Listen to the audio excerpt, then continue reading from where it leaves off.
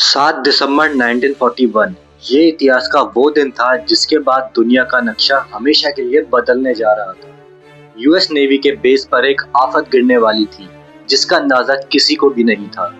Battleship पर मौजूद एक अफ्रीकन अमेरिकन आदमी डोरिस मिलर सूरज निकलते ही नेवी ऑफिसर्स को नाश्ता सर्व करता है और फिर अपने लॉन्ड्री के काम में लग जाता है। सुबह के 7:47 को डोरिस को एक सायरन सुनाई देता है। वो सायरन जो कोई भी सेलर अपनी पूरी जिंदगी में नहीं सुनना चाहता था। वो फौरन बाहर निकलता है और ये देखकर हैरान हो जाता है कि पूरा आसमान जैपनीज बॉम्बर एयरक्राफ्ट से भरा हुआ है। पलक झपकते ही जैपनीज एयरक्राफ्ट ने अमेरिकन शिप्स को तबाह करना शुरू कर दिया। ये हमला यूएस के पर्ल हार्बर बेस पर किया गया था और आज हम जानेंगे कि जापान ने अमेरिका जैसे देश पर इतना बड़ा हमला करने की हिम्मत कैसे करी और डोरिस मिलर को अमेरिका का सबसे बड़ा अवार्ड क्यों दिया गया और अमेरिका ने जापान पर न्यूक्लियर हमला क्यों किया था। एक्सप्लोर्ड फ्रेम्स की वीडियो में आपका फिर से स्वागत है। इस कहानी की शुरुआत होती है 1941 में, जब वर्ल्ड वॉर 2 में अमेरिका ने चाइना को बचाने के लिए अपना सब कुछ दांव पर लगा दिया था। हुआ कुछ यूं था कि वर्ल्ड वॉर 2 के स्टार्ट होते ही 3 साल हो गए थे, जिसमें एक साइड जर्मनी और इटली थे और दूसरी साइड ब्रिटेन, नीदरलैंड्स और फ्रांस थी। इस जंग में अमेरिका का कोई रोल नहीं था। अमेरिका पूरी तरह से न्यूट्रल था क्योंकि वर्ल्ड वॉर 1 में हुए नुकसान की वजह से अमेरिका खुद को यूरोप और एशिया में होने वाली जंग से बिल्कुल अलग रखना चाहता था। बट एक देश था जो अमेरिका को सताए जा रहा था और वो था जापान। जापान के पास नेचुरल रिसोर्सेज कम होने की वजह से वो अपने आसपास के देशों पर धड़ाधड़ कब्जे किए जा रहा था ताकि वो अपनी नेचुरल रिसोर्सेज की डिमांड पूरी कर सके। कोरिया, ताइवान और चाइना के बड़े हिस्सों पर जापान कब्जा कर चुका था। पैसिफिक ओशियंस में फिलीपींस, मलेशिया और इंडोनेशिया पर भी इसकी नजर थी। बट दिक्कत ये थी कि मलेशिया ब्रिटिश कॉलोनी थी, इंडोनेशिया नीदरलैंड्स की और फिलीपींस अमेरिका की कॉलोनी थी। इन कंट्रीज को जापान का दूसरे देशों पर कब्जा करना बिल्कुल ठीक नहीं लग रहा था क्योंकि जापान के पीछे हिटलर का हाथ था और हिटलर ब्रिटेन और अमेरिका का दुश्मन था।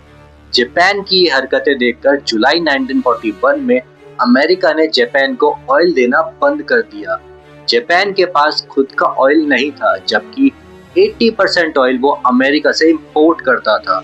अमेरिका ने उसे ये शर्त रखी कि पहले उसे चाइना पर कब्जा छोड़ना पड़ेगा, फिर कहीं जाके उसको ऑयल दिया जाएगा। ये एक बहुत मुश्किल फैसला था।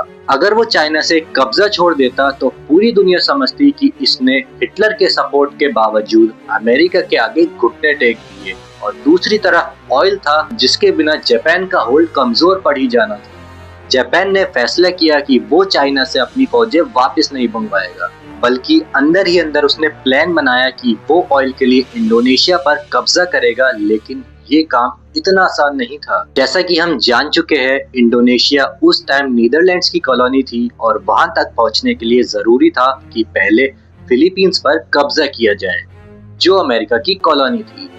जापान को अच्छी तरह से मालूम था कि अगर उसने फिलीपींस पर हमला किया तो उसकी जवाबी कार्रवाई पैसिफिक ओशियन में मौजूद American naval base Pearl Harbor से की जाएगी। लेकिन क्योंकि जापान के पास ऑयल रिजर्व्स तेजी से खत्म हो रहे थे और उनके पास हमला करने के सिवा कोई और ऑप्शन नहीं बचा था, तो जापानीज मिलिट्री लीडर ने फैसला लिया कि वो पर्ल हार्बर पर सरप्राइज हमला करके पूरी बेस को ही उड़ा डालेंगे ताकि उसके बाद जापान आसानी से फिलीपींस पर कब्जा कर सके।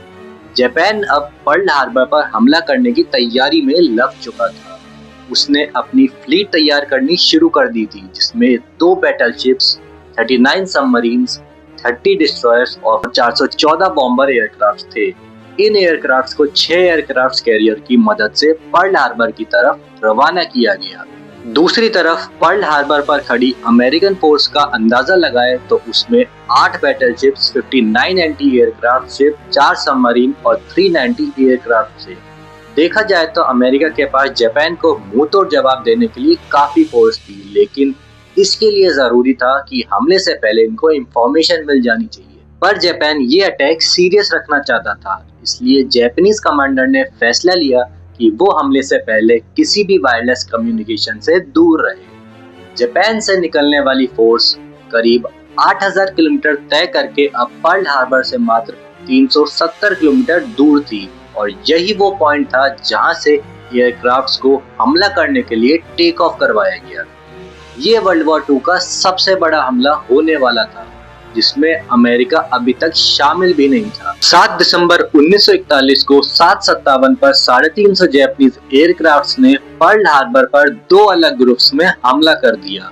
अमेरिकन जो इस हमले से बेखबर थे उन पर तो जैसे कयामत ही टूट पड़ी हो। एयरक्राफ्ट्स ने पहले ग्रुप पर गोलों की बारिश कर दी थी। 45 मिनट तक वो पर्ल हार्बर पर हमला करते रहे और फिर वापस चले गए। पहले तो ऐसा लगा कि शायद हमला खत्म हो चुका है, लेकिन 10 मिनट बाद बॉम्बर एयरक्राफ्ट्स का दूसरा ग्रुप आया और बचे हुए नेवल बेस को भी तबाह कर गया। पूरे 1 घंटे 15 मिनट तक हमला चला जिसमें जापान का पलड़ा पूरी तरह से हावी था।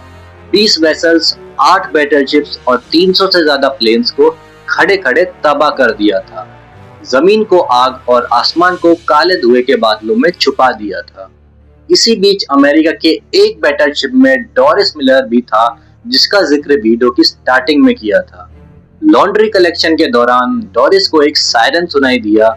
ये सायरन सुनकर जितने में वो बाहर आता उतने में एक जापानीज टॉर्पीडो मिसाइल उनकी शिप पर आ लगा जिसमें कैप्टन समेत बहुत से ऑफिसर जख्मी हो गए। डोरिस ने अकेले उनको सेफ जगह पर शिफ्ट किया और फिर एंटी एयरक्राफ्ट मशीन पर जाकर खुद पलटवार शुरू किया। उसने बिना ट्रेनिंग के 6 एयरक्राफ्ट्स को मार गिराया, लेकिन इस हमले में जापान से टोटल 29 एयरक्राफ्ट्स थे। डोरिस पहला अफ्रीकन अमेरिकन था जिसको बाद में नेवी क्रॉस दिया गया। ये अवार्ड यूएस नेवी का सबसे बड़ा और यूनाइटेड स्टेट्स में मेडल ऑफ ऑनर के बाद दूसरा सबसे बड़ा अवार्ड। 1 घंटा 15 मिनट होने के बाद जापानीज एयरक्राफ्ट्स तो वापस चले गए, लेकिन अमेरिका को भी वर्ल्ड वॉर 2 में धकेल चुके थे। अमेरिका ने पर्ल हार्बर पर अटैक के अगले ही दिन जापान को सबक सिखाने का फैसला कर लिया और उनके खिलाफ खुली जंग का ऐलान भी कर दिया। अगले 3 महीने तक अमेरिका अपनी नेवल बेस को वापस ठीक करने में लगा रहा। लकीली कुछ शिप्स शैलो वाटर में डूबी थी जो रिपेयरेबल थी। 4 महीने बाद अमेरिका ने जापान पर वैसे ही हमला किया जैसे जापान ने पर्ल हार्बर पर किया था। अप्रैल 1942 में अमेरिका ने जापान की कैपिटल टोक्यो पर बॉम्ब्स की बारिश कर दी। ये वर्ल्ड वॉर 2 में अमेरिका द्वारा किया जाने वाला पहला हमला था। इसके बाद अमेरिका रुका ही नहीं। अगले 4 सालों तक अमेरिका और जापान की लड़ाई चलती रही जिसमें अमेरिका का पलड़ा हमेशा भारी रहा। जापान जंग में कमजोर हो चुका था बट हार मानने को तैयार नहीं था। आखिरकार अगस्त 1945 में अमेरिका ने जापान के खिलाफ अपना आखिरी अटैक कर ही डाला। 6 अगस्त 1945 की सुबह 8 बजे जापान के हिरोशिमा शहर के ऊपर Boeing B-29 super fortress aircraft देखा गया। इस एयरक्राफ्ट ने 4400 किलो लिटिल बॉय नामक बॉम्ब हिरोशिमा के ऊपर गिरा डाला। एग्जैक्ट 43 सेकंड बाद जोरदार धमाका हुआ और सब कुछ व्हाइट हो गया। उसके बाद फायरबॉल जमीन से आसमान की तरफ गया जिसने जमीन का टेम्परेचर 5000 डिग्री सेल्सियस तक पहुंचा दिया। ये हिस्ट्री का सबसे पहला न्यूक्लियर अटैक था जिसने एक चुटकी में पूरे हिरोशिमा में 80% से ज्यादा बिल्डिंग्स को मिट्टी का ढेर बना दिया। जापानीज मिलिट्री लीडर्स तो जैसे सदमे में ही थे, जितने में वो कुछ समझते कि 3 दिन बाद 9 अगस्त को अमेरिका ने जापान के शहर नागासाकी पर भी न्यूक्लियर बॉम्ब गिरा दिया। ये मार्क 3 बॉम्ब था जिसका कोड नेम फैटमैन रखा गया था। 4670 किलो इस बॉम्ब ने गिरते ही पूरे शहर को जड़ से ही मिटा डाला।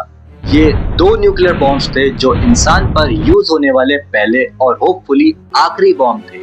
इन हमलों में अंदाजे से 2,60,000 लोग मारे गए। इस हमले के अगले ही हफ्ते जापान ने सरेंडर कर दिया। इसी के साथ वर्ल्ड वॉर 2 अपने अंजाम तक पहुंच गया। उम्मीद है ये वीडियो भी आपको बेहद पसंद आई होगी, तो इस पर कमेंट और शेयर करना ना भूलें। तो मिलते हैं अगली वीडियो में। शुक्रिया।